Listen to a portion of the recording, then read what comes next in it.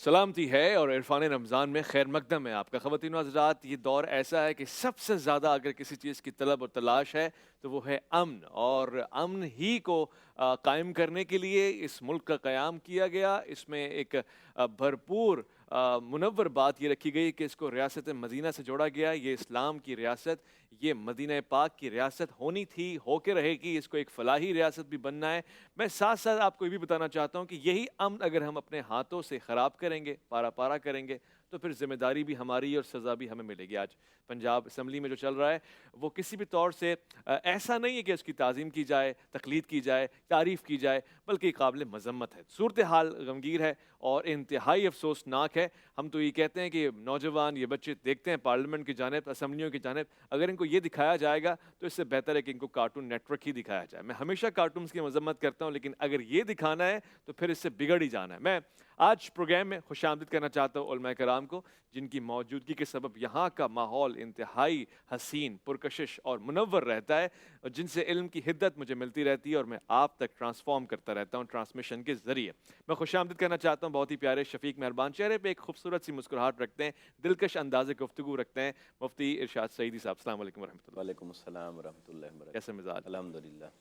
میں خوش آمدید کہنا چاہتا ہوں آج کے ہمارے دوسرے مہمان. ان کے پاس بھی ایک خاصہ ہے گفتگو کا، قادر الکلام شخصیت ہیں اور انداز بھی بہت ہی مہربانہ ہے، بہت ہی عاجزانہ ہے. علامہ کمیل مہدوی، السلام علیکم ورحمۃ وعلیکم السلام ورحمۃ اللہ اللہ. وبرکاتہ. کیسے مزاج؟ اللہ سبحانہ و تعالیٰ کا شکر احسان. آج کے ہمارے تیسرے مہمان، ان کو تو ایک خاص میں سمجھتا ہوں کہ مقام حاصل ہے، کیونکہ شعبہ تدریس سے بہت گہری وابستگی ہے. روز صبح شام ان کا واسطہ رہتا ہے طلباء سے. تو ان کے ساتھ کیسے پیش آنا ہے، سوال کرنے والے کو جواب کیسے دینا ہے، اور پھر خاص طور سے اسلامی نظریاتی کونسل میں ایسے لوگوں کی شدت سے ہمیشہ ضرورت رہی ہے اور آپ نے ضرورت کو پور کیا ہے. مفتی محمد زبیر صاحب، السلام علیکم ورحمۃ اللہ. وعلیکم السلام. کیسے مزاج؟ ایک پیاری آواز کے مالک، پوری زندگی آپ نے نعت خوانی اور ثنا خوانی میں بسر کی ہے. ان کو ایک ایسا امتیاز حاصل ہے کہ جس کو آج ہر نوجوان چاہتا ہے کہ حاصل ہو. شفیق صاحب، السلام علیکم ورحمۃ اللہ. شخصیت کا ادراک بوجھو تو جانے میں، جن کو کرنا ہے ہم ان کی طرف چلتے ہیں. السلام علیکم. وعلیکم السلام. کیسے مزاج ہیں آپ کے؟ خیریت سے؟ اپنا تعارف کروائیے. تراب علی نام ہے اور اکاؤنٹنگ اینڈ فائنینس کی فیلڈ سے تعلق ہے میرا. زبردست. زینب فاطمہ نام ہے اور کلاس گریڈ 8 کی اسٹوڈنٹ ہوں. ٹھیک ہے، اپنا نام تو آپ نے بتا دیا، اب آپ کو اس شخصیت کا نام بتانا ہے جو ہمارے پاس موجود ہیں. آپ کا وقت شروع ہو جاتا ہے، بسم اللہ. پہلا سوال یہ ہے کہ کیا خاندان بنو ہاشم سے ان کا تعلق ہے؟ کیا مفتی محمد زبیر صاحب آپ کا تعلق خاندان بنو ہاشم سے ہے؟ جی ہاں بالکل. جی، ہاشمی ہیں. پہلا سوال اچھا ہے.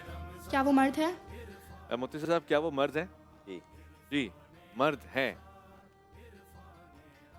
دوسرا سوال مزید قریب کیے دیتا ہے آپ کو شخصیت کے ساتھ، اور مجھے یہ اندازہ ہے، میں نے کل جب پروگرام دیکھا ریپیٹ میں، تو ایک دھیما سا عرفان رمضان کا کلام بھی چل رہا ہوتا ہے، تو جو آپ کی سماعتوں کو مزید پیارا اور محسوس کر دیتا ہے اس طرف کہ کچھ اچھا چل رہا ہے. کیا ان کی ولادت مدینہ میں ہوئی تھی؟ کیا ان کی ولادت علامہ صاحب مدینہ منورہ میں ہوئی؟ جی جی، مدینہ کو یہ شرف حاصل ہے اور شاید انہی وجوہات کی بنا پر اس کو مدینہ منورہ کہتے ہیں. کیا ہی جلوہ ہے.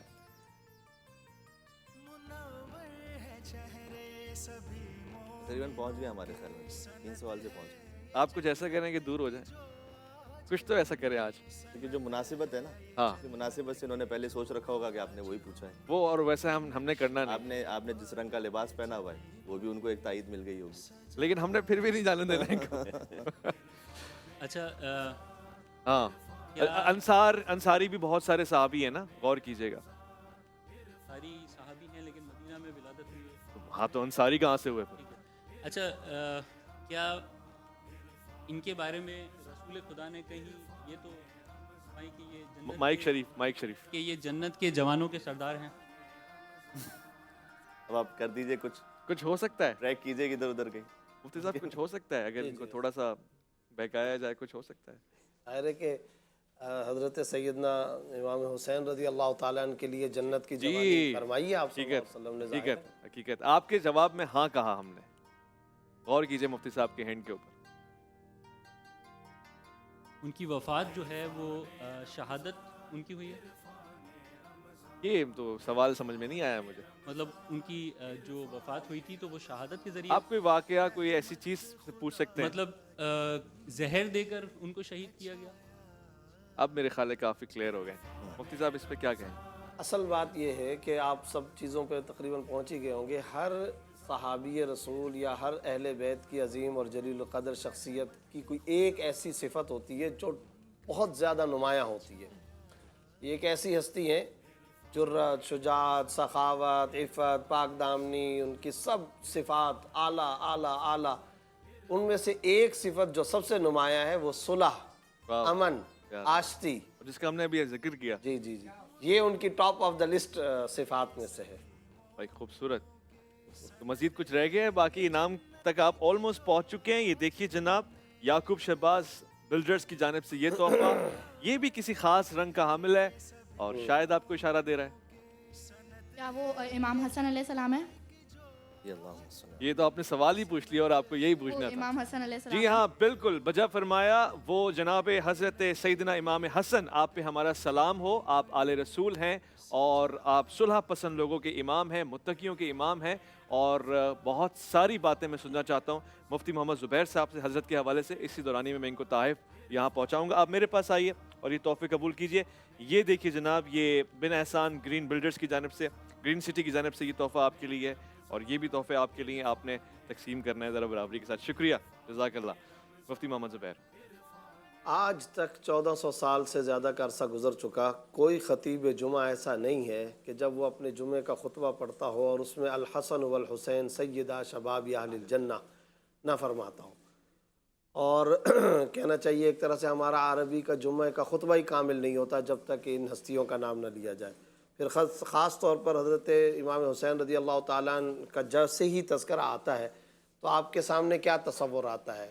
جلال، جہاد، شجاعت، بہادری، بنو ہاشم کی کیا زبردست ایثار و قربانی، اور کربلا کا میدان، کیا یعنی ایک ایک چیز. اور حضرت امام حسن رضی اللہ تعالیٰ عنہ کا جب تصور آتا ہے تو یہ ساری صفات بھی ساتھ ساتھ آتی ہیں، لیکن اس کے ساتھ ساتھ صلح، امن اور آشتی، محبت، پیار، اتحاد، یکجہتی، یہ نمایاں صفات میں. پھر آپ صلی اللہ علیہ وسلم نے جو ان کے بارے میں فرمایا، مدینہ کی گلی ہے، آپ صلی اللہ علیہ وسلم نے ان کو فرمایا کرتے تھے ریحانتِ جنہ، جنت کے پھول. ان دونوں کو اٹھایا ہوا ہے کندھے پر. تو کسی نے پوچھا کہ ماشاءاللہ کتنی اعلیٰ سواری ہے. آپ صلی اللہ علیہ وسلم نے فرمایا سوار کتنے اعلیٰ ہیں. سواری اگر اعلیٰ ہے تو سوار کتنے اعلیٰ ہیں. نماز میں سجدہ جن کے لیے طویل فرما دیتے ہوں. خطبہ آپ کو معلوم ہے کہ خطبہ جمعہ، خطبہ عیدین کی غیر معمولی اہمیت ہوتی ہے. اور ریاست مدینہ جو حقیقی ریاست مدینہ ہوتی ہے اس کا وہ آپ سمجھیں کہ ایک فرمان جاری ہو رہا ہوتا ہے. آج کا بھی خطیب جمعہ خطبہ دیتا ہے تو وہ ظاہر تقویٰ اور وصیت اور ٹھیک ہے یہ سب باتیں کرتا ہے، محلہ، علاقہ، ٹاؤن، لیکن وہ ریاست مدینہ کا خطبہ. اس خطبے کے دوران میں ان بچوں کو جب آپ صلی اللہ علیہ وسلم دیکھتے تھے تو خطبہ روک لیتے اور ان کو بلا لیتے جن کے لیے سجدہ طویل فرما لیں، جن کی صورتحال یہ خطبہ جمعہ کو روک لیں، جن کو جنتی نوجوانوں کا سردار کہہ دیں. حضرت سید طاولہ شاہ صاحب بخاری رحمۃ اللہ نے ان دونوں کے بارے میں فرمایا بابا علی ہوں، نانا نبی ہوں، عظمت و شرافت ہو تو ایسی ہو. کیا بات ہے. پھر آپ یہ دیکھیں کہ اوپر سے سلسلہ کیا ہے. آپ جہاد کیوں کرتے ہیں؟ جنت مل جائے نا. میں جہاد، تبلیغ، تدریس، دعوت، ہم سب کے سب یہ قرآن حدیث پڑھنا، پڑھانا، ریاضت، ذکر، تسبیح کیوں ہے؟ کیوں قربانیاں دیتے ہیں؟ ایک ہی مقصود، اللہ راضی ہو، جنت مل جائے. جنت کی آنرشپ کس کی قرار دی ہے؟ اللہ. حضرت خدیجہ کے بارے میں فرمایا اللہ اور جبرائیل آپ کو سلام کہتے ہیں. اور ترمذی کی حدیث سفید موتیوں کا محل جنت کے اندر جو حضرت خدیجہ رضی اللہ تعالیٰ عنہ کے لیے وہ آپ صلی اللہ علیہ وسلم کو دکھایا گیا. گویا جنت کا محل حضرت خدیجہ کو دکھایا جا رہا ہے. جنتی خواتین کی سرداری ان کی صاحبزادی حضرت فاطمہ کو مل رہی ہے. جنتی جوانوں کی سرداری حضرت حسن، حضرت حسین رضی اللہ عنہ کو مل رہی ہے. حضرت علی کا محل دکھایا جا رہا ہے. گویا یہ وہ خانوادہ ہے، جنت کی آنرشپ ان کی ہے. مجھے اور آپ کو اگر جنت چاہیے انہی کے نقوش پا پر چل کر کے ہمیں بھی جنت مل سکے. بے شک بے شک. اور اسی خانوادے میں کوئی پر والا ہے تو جنت کے بار اور جنت کی فضاؤں میں ہے. اور یہ مقام ایسا ہے کہ جس کو بیان نہیں کیا جا سکتا. کل ہم نے مخصوص پروگرام بھی رکھا ہے جناب حضرت کی ولادت کے حوالے سے. ہم چاہیں گے کہ مزید اس پہ گفتگو ہو.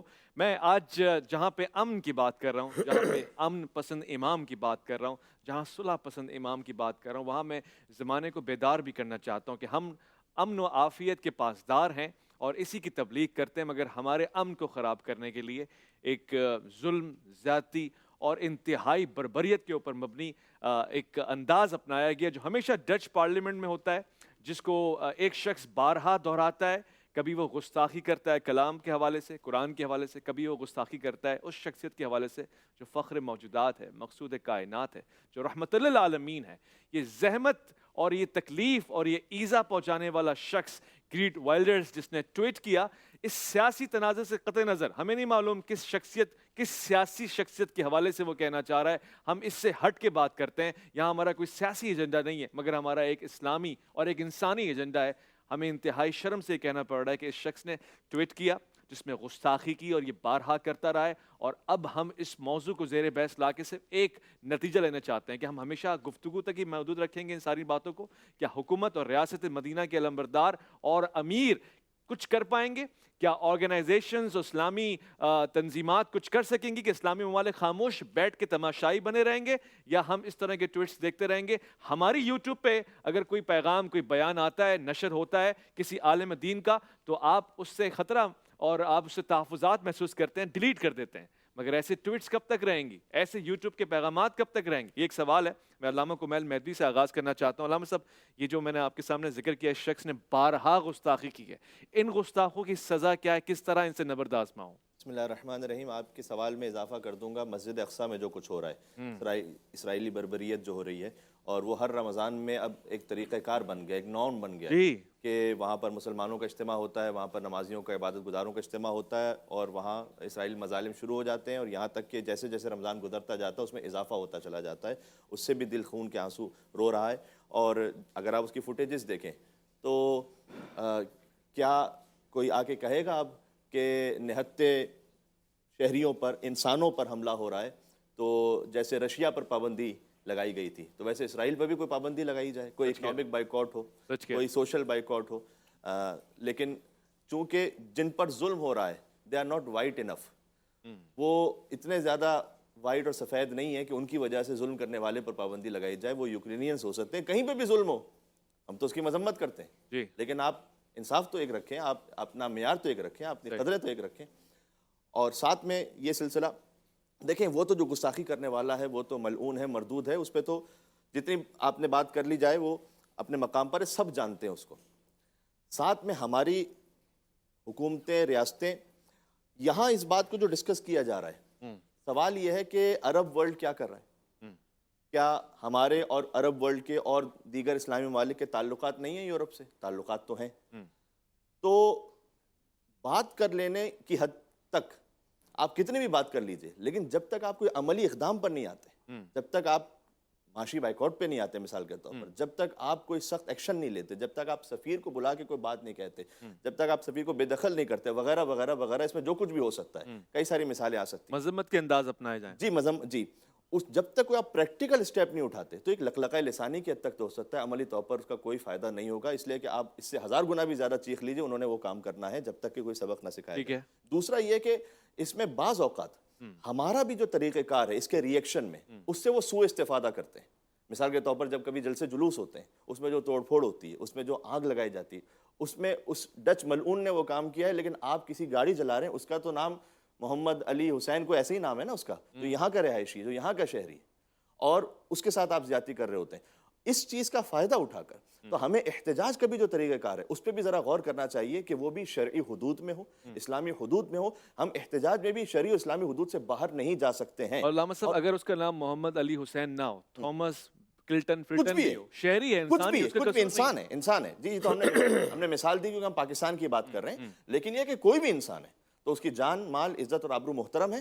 اور اگر ہم نے اپنے ری ایکشن میں ان باتوں کا خیال نہ رکھا تو ہم ایک صحیح بات پر بھی جو سٹینڈ لے رہے ہوتے ہیں اس کا اثر باقی نہیں رہتا، اس کا اثر زائل ہو جاتا ہے. اس لیے کہ پھر آپ دیکھیں گے کہ CNN، BBC، فاکس نیوز وغیرہ پر یہی جو فوٹیجز ہیں یہ بار بار ریپیٹڈلی چل رہے ہوتے ہیں کہ ہم اپنے ہی لوگ ڈنڈا بردار جو ہے وہ پولیس کو مار رہے ہیں، پولیس انہیں مار رہی ہے، کہہ رہے ہیں دیکھو یہ احتجاج کر رہے ہیں اپنے نبی کے نام پر، یہ احتجاج کر رہے ہیں. دوسرا یہ کہ ہمیں اس پر انٹلیکچولی بھی کام کرنے کی ضرورت ہے. یونیورسٹیز کی میں वहाँ की यूनिवर्सिटीज़ में, वहाँ के पढ़े लिखे लोगों में, वहाँ की मीडिया में, जहाँ जहाँ तक जिसकी रसाई है, इंटेलेक्चुअली भी काम होना चाहिए। यूट्यूब का एक जरिया बन सकता है और भी वसाइल के जरिया बन सकते हैं कि सरकार खत्मी मरतबा सल्लल्लाहु अलैहि वसल्लम की शख्सियत को उजागर किया जाए कि आप उनके लिए नऊज़ु बिल्लाह मिन ज़ालिक लफ्ज़ लिख रहे हैं डेंजरस का, वो डेंजरस थे बुत परस्ती के खिलाफ जी, शिर्क के खिलाफ जी, जुल्म के खिलाफ जी, और वो रहमदिल थे इंतहाई उस खातून के साथ भी के जो उन पर रोज कचरा फेंका करती थी, उन लोगों के साथ भी के जो उनकी राह में कांटे बिछाया करते थे। जब फरिश्ता आकर ये कहता अल्लाह के हुक्म से कि आप अगर एक